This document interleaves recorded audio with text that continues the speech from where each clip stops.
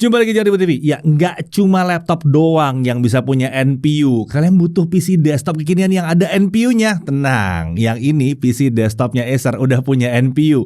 Prosesornya langsung pakai Intel Core Ultra 7 prosesor yang di dalamnya ada NPU-nya yang mampu menangani komputasi AI secara offline alias nggak butuh terhubung ke internet. RAM-nya langsung pakai DDR5 dan tentunya masih bisa di-upgrade. PC desktop ini juga mendukung konfigurasi dual storage, jadi kapasitasnya bisa dibuat besar sekali. Menariknya lagi, PC desktop satu ini menggunakan power supply 65 watt, jadi irit listrik dan aman buat rumah yang daya listriknya rendah. Ya, PC desktop ini adalah Acer Aspire All-in-One C27195ES keluaran tahun 2024.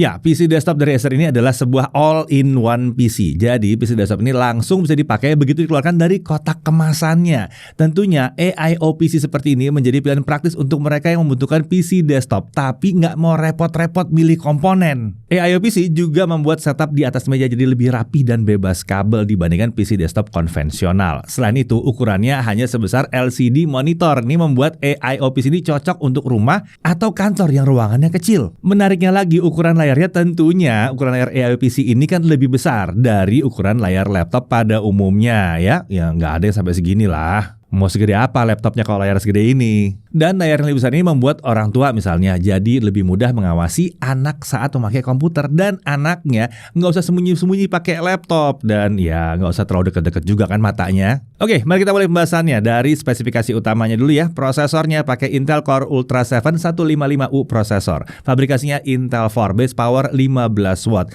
12 core 14 thread yang terdiri dari 2 performance core, 8 efficient core, dan 2 low power efficient core. Intel Smart Cache-nya ada 12 MB dan integrated grafisnya dia pakai Intel Graphics dengan 4 Xe cores atau 64 execution units. Tentunya IGP ini tetap memiliki kemampuan seperti Intel Arc Graphics seperti dukungan encode dan decode video AV1, ray tracing serta XeSS juga. Nah, untuk memori atau RAM-nya dia pakai 8 GB DDR5 5600 MHz single channel. Tapi tenang, dia punya 2 buah slot SODIMM jadi masih bisa di-upgrade kapasitasnya dan dijadikan dual channel supaya lebih kencang lagi.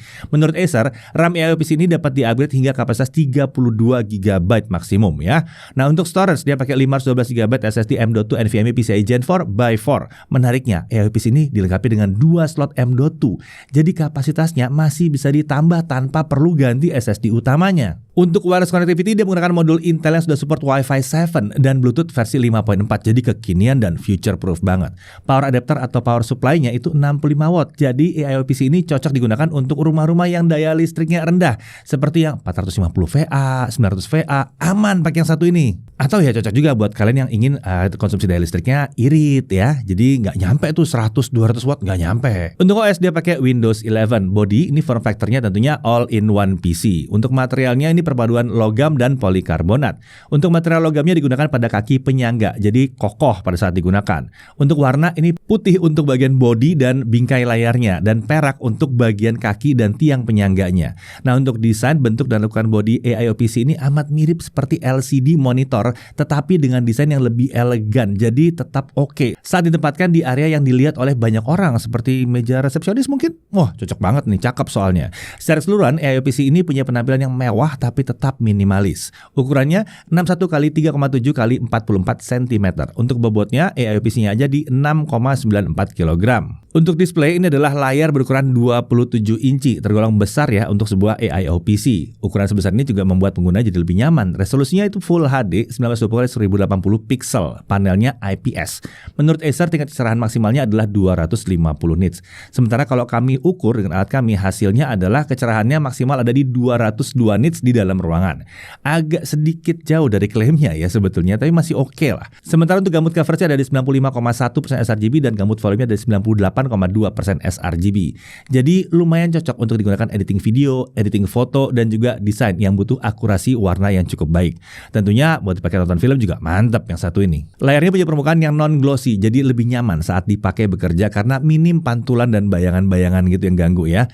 Nah untuk bingkai dia sudah pakai desain yang tipis dan ketebalan 3,7 mm untuk sisi kanan dan kirinya. Sementara untuk bingkai atas agak sedikit tebal karena ada modul kamera dan mikrofon di area itu. Desain bingkai seperti ini membuat tingkat screen to body rasionya mencapai 91%, lumayan tinggi nih. Menariknya, seperti monitor umumnya, bagian layar AIOPC ini dapat diatur ketinggiannya, dapat diputar ke kanan serta ke kiri, dan dapat dimiringkan ke depan dan ke belakang sesuai dengan kebutuhan. Nah, kamera di AIOPC ini mampu mengambil gambar dan merekam video dengan resolusi hingga 1440p 30 fps. Seperti di laptop Core Ultra pada umumnya, kamera di AIOPC ini dilengkapi dengan fitur Windows Studio Effect ya. Jadi kemampuan NPU di prosesor dapat dimanfaatkan saat video call ataupun online meeting untuk memberikan efek background blur, automatic framing, atau eye contact. Kameranya juga dilengkapi dengan penutup fisik untuk mencegah diintip walaupun kamera sedang dihack. Sementara untuk mikrofonnya ada 2 buah yang ditempatkan pada sisi kanan dan kiri kamera. Dengan sensor kamera seperti ini, nggak aneh ya kalau gambar yang ditangkap tuh tampaknya jernih dan punya detail yang cukup baik. Menariknya, kemampuan noise cancellation dari AIOPC ini ternyata sama baiknya dengan yang ada di laptop Acer. Suara kebisingan yang ada di sekitar itu mampu diredam dengan sangat baik. Jadi nggak perlu khawatir kalau ada suara bising yang masuk saat kita sedang melakukan video call. Kali ini saya mau menguji kemampuan mikrofon dari All-in-One PC dari Acer yang satu ini. Jadi gimana nih, suara bising yang kami perdengarkan di background, apakah masih masuk ke mikrofon atau enggak? Atau gimana? Udah hilang sama sekali atau enggak? Oke, saat ini saya lagi ada di studio Jagat Review untuk menguji kemampuan kamera dan mikrofon All-in-One PC dari Acer yang satu ini.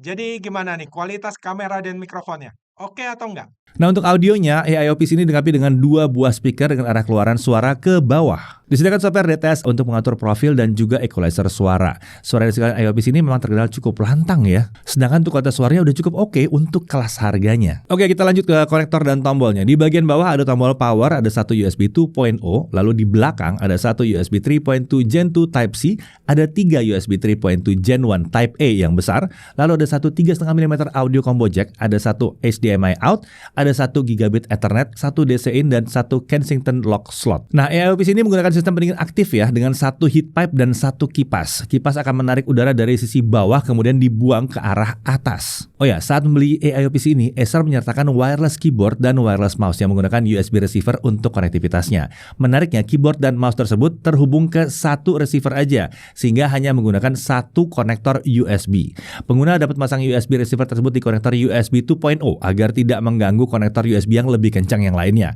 Tentunya ini jadi bonus yang menarik karena terkadang keyboard dan mouse yang disertakan tuh masih pakai yang kabel atau malah nggak diberikan sama sekali. Acer tampaknya tahu betul kalau AIOPC memang cocoknya dipasangkan dengan keyboard dan mouse wireless agar meja tuh bebas dari kabel-kabel ya. Nah, Acer juga menyatakan 2 buah baterai AAA untuk keyboard dan 1 buah baterai AA untuk mouse-nya. Oke, sekarang mari kita bahas aspek performanya. Perlu diperhatikan, pengujian AIOPC ini kami lakukan dalam konfigurasi default 8GB single channel dan 16GB dual channel, jadi 2 konfigurasi ya. Selain itu, karena AIOPC ini RAM bawaannya hanya 8GB, kami hanya akan menguji editing video dengan video Full HD saja. Kita mulai dulu dari Cinebench R23. Di stabilitas selama 30 menit, skor tertinggi yang mampu dicapai adalah 10.194 poin. Sementara untuk skor yang bisa dipertahankan ada kisaran 9.000 sampai 9.200 poin. Nah, untuk suhu kerjanya pada saat kita pakai Cinebench R23, suhu rata-rata prosesor terlihat berada di bawah 90 derajat Celcius. Walaupun sesekali itu ada lompatan di atas 90 derajat Celcius, tapi aman kan? Karena prosesor yang satu ini kan limitnya di 110 derajat Celcius, bukan 100. Nah, untuk konsumsi daya di awal sempat ada lompatan hingga 72 watt, kemudian turun ke 68 sampai 70 watt sebelum akhirnya turun di bawah 60 watt. Hasil pengukuran daya tersebut menunjukkan kalau power adapter 65 watt AIOPC ini ternyata mampu menyuplai daya sedikit lebih tinggi dibandingkan rating yang tertulis. Tapi kan katanya cuma 65 watt. Ya, 65 watt itu yang disuplai ke dalam AIOPC ini, tapi narik dari luarnya memang sedikit lebih tinggi. Oke, langsung aja kita lihat ke Adobe Premiere Pro 2024 untuk video Full HD 60 fps 2 menit 7 detik. Itu pakai software Orly. Single channel saya dalam waktu 2 menit 27 detik. Dual channel saya dalam waktu 2 menit 17 detik. Udah lumayan oke nih. Kalau kita pakai GPU acceleration dengan OpenCL, single channel 3 menit 46 detik, sementara kalau dual channel 2 menit 40 detik. Ini ternyata akselerasinya tidak lebih cepat pada saat kita menggunakan OpenCL. Nah, untuk suhu kerja saat melakukan Full HD video export dengan OpenCL, suhu rata-rata prosesor itu masih ada di bawah 80 derajat Celcius, walaupun di akhir sempat ada lompatan ke 83 derajat Celcius, jadi masih tergolong aman sekali. Nah, untuk konsumsi daya, alat kami mencatat penggunaan daya dari kisaran 55 sampai 57 watt saja. Aman ya. Kita lanjut ke DaVinci Resolve 18.6, software video editing yang kelas profesional tapi ini versi gratisnya. Untuk video Full HD 60 fps 2 menit 7 detik single channel itu mengekspor dalam waktu 6 menit 11 detik. Kalau dual channel hanya butuh waktu 4 menit 4 detik saja. Sepertinya kalau pakai aplikasi ini lebih cocok untuk video editing di Full HD 30 fps ya. Nah, untuk suhu kerja di Full HD video export, di awal pengujian suhu prosesor itu sempat naik sampai 75 derajat Celcius sebelum akhirnya turun di bawah 60 derajat Celcius. Nah, untuk konsumsi daya, penggunaan daya rata-rata ada di kisaran 58 sampai 60 watt saja, nggak tembus dari 65. Oke, lanjut ke CapCut. Videonya Full HD 60 fps 2 menit 7 detik, single channel 1 menit 12 detik saja, dual channel 57 detik saja. Ini kenceng banget. Nah, untuk suhu kerjanya, suhu rata-rata prosesor itu dapat dikendalikan di bawah 70 derajat Celcius. Aman banget di sini. Untuk konsumsi dayanya rata-rata di kisaran 55 sampai 56 watt. Nah, sekarang mari kita lihat 3D Mark Time Spy graphic score-nya. Single channel ada di 1385 poin dan dual channel di 1878 poin. Jadi ada peningkatan dari performa grafis sekitar 35% kalau kita upgrade ke dual channel. Oke, pasti mau tahu untuk gaming gimana? Kita set langsung di dual channel aja ya, namanya buat gaming ya. Dota 2 1080p fastest render scale di 100%, kita dapat 25 sampai 35 fps di scene berat dengan banyak efek dan unit. Lalu 60 sampai 70 fps di scene yang ringan. Sementara untuk konsumsi daya ada di kisaran 55 sampai 59 watt. Untuk Valorant 1080p low, kita dapat 80 sampai 110 fps. Konsumsi daya ada di kisaran 52 sampai 58 watt.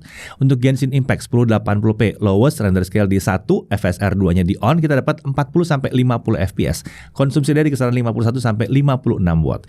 GTA 5 1080p normal tesselation di off, FX AA-nya kita on kan, kita dapat 40 sampai 55 fps. Konsumsi daya dari kisaran 54 sampai 58 watt saja. Nah, untuk game yang terakhir ini kita lihat suhu kerjanya ya, setengah jam itu suhu prosesor ada di kisaran 65 sampai 77 derajat Celcius. Oke, sekarang mari kita uji lagi konsumsi dayanya kalau kita mau streaming video 4K 60 yang AV1. Ini berat nih harusnya ya. Penggunaan daya itu naik turun di rentang 31 sampai 46 watt saja ternyata. Sementara kalau idle saat berada di desktop Windows dan tidak menjalankan apa-apa, konsumsi dayanya rata-rata di 24 sampai 26 watt saja. Nah, dari hasil pengujian tadi kami mencoba asumsikan kalau AIOPC ini memakan daya maksimumnya deh, semaksimum-maksimumnya di 72 watt. Nah, kalau yang kita ambil adalah 72 wattnya, nah kalau AIOPC ini dipakai secara terus-menerus selama 12 jam dalam sehari dan loadnya maksimum terus, maka biaya pemakaian listriknya adalah sekitar Rp1.250 per hari. Jadi pemakaian listrik selama 30 hari itu akan kurang lebih sekitar Rp37.500 saja. Tentunya kalau beban kerjanya lebih rendah, maka dayanya akan lebih rendah dan biaya listriknya akan ikut turun. Itu kan tadi asumsinya full terus kerja, entah kenapa bisa dipakai rendering terus 12 jam. Ya misalnya kalau mau dipakai buat ngekspor video yang panjang banget itu ya bisa sampai 12 jam sehari tuh. Nah, baru tuh kena segitu. Kalau enggak sih rata-ratanya pasti akan lebih rendah dari itu. Oke, kita lanjut ke storage test. Dengan Crystal Disma kita dapatkan bahwa kecepatan bacanya ada di 4763 MB per second dan tulis di 4430 MB per second. Kecepatan seperti ini udah tergolong tinggi sih untuk AIOPC seperti ini ya. Oke, untuk harganya ini ada di 14.999.000. Nah, untuk bonus pembeliannya dapat wireless keyboard dan wireless mouse, ada mousepad juga, ada Microsoft Office Home and Student 2021. Nah, untuk garansinya dia dapat 3 tahun dari Acer Indonesia. Garansi ini mencakup 3 tahun service dan 1 tahun untuk spare parts-nya. Oke, kita masuk ke hal yang perlu diperhatikan. Pertama, RAM bawaannya itu masih 8 GB single channel ya. Sebaiknya langsung upgrade ke minimum 16 GB dual channel supaya lebih kencang performanya. Dan mesti perhatikan juga karena dia pakai SODIMM, berarti dia tidak dapat kecepatan RAM seperti LPDDR yang ada di laptop-laptop itu. Itu sebabnya performanya memang belum sehebat itu ya. Lalu untuk layar, ini terasa agak kurang terang aja. Dari sisi menariknya jelas ini praktis dan bisa langsung dipakai begitu dikeluarkan dari kotak kemasannya. Ya tentunya colok listrik dulu ya. Nah, untuk ukurannya ini membuat tetap hemat tempat walaupun layarnya ini besar ya. Dan ya, kemudian sudah pakai prosesor Intel Core Ultra yang U series. Ini cukup bertenaga untuk multitasking dan editing ringan ya. Kuat untuk gaming tipis-tipis lah. Dilengkapi dengan NPU juga, jadi siap menjalankan komputasi AI secara offline. Irit listrik juga, hemat biaya listrik bulanan dan aman digunakan untuk rumah atau ya tempat-tempat yang daya listriknya kecil. Kemudian RAM masih bisa di-upgrade, sudah support 2 SSD juga, ukuran layarnya udah tergolong besar juga ya. Dan panelnya sudah IPS 100% sRGB. Kamera juga udah langsung 1440p, udah mantap. Kemampuan noise cancellation-nya juga sangat-sangat baik di sini. Lalu dia dapat bonus wireless keyboard dan mouse. Garansinya juga satu pintu ya, satu tempat untuk semua komponen. Jadi lebih mudah aja pengurusannya kalau terjadi masalah. Jadi pertanyaannya, Acer Aspire All-in-One C27195ES ini cocoknya buat siapa? Pada dasarnya AI PC ini cocok untuk mereka yang butuh PC desktop yang bisa langsung dipakai begitu dikeluarkan dari box gitu ya. AI PC ini juga cocok untuk mereka yang membutuhkan PC desktop layar besar tapi tetap ingin hemat tempat di atas meja. Jadi cocok untuk di rumah, apartemen, atau perkantoran yang mejanya mungkin kecil-kecil. Jadi jelas ya, mau dipakai di rumah ini oke banget. Apalagi kalau butuhnya PC desktop serba bisa yang dapat dipakai bersamaan antara orang tua dan anak juga. Mau dipakai buat anak yang masih sekolah atau yang udah mahasiswa pun ini udah oke kok sebetulnya. Mau ditaruh di ruang keluarga juga nggak ada masalah karena penampilannya elegan. Buat dipakai di kantor, wah jelas bisa banget. Apalagi kalau pekerjaannya memang cocok dengan spek dari AIO PC ini. Dan tentunya karena dia irit listrik, dia bakal menghemat pengeluaran biaya listrik bulanan. Kalau seluruh karyawan yang menggunakan AIO PC seperti ini, akan terasa sekali penghematan dibandingkan kalau pakai PC desktop yang konvensional. Pada akhirnya, kalau yang dibutuhkan adalah PC desktop yang bisa langsung dipakai setelah dibeli, irit listrik, hemat tempat, layarnya besar, dan performanya cukup kekinian, AIO PC yang satu ini dari Acer ini bisa menjadi pilihan yang sangat baik. Saya Deddy Irfan, Jakarta TV.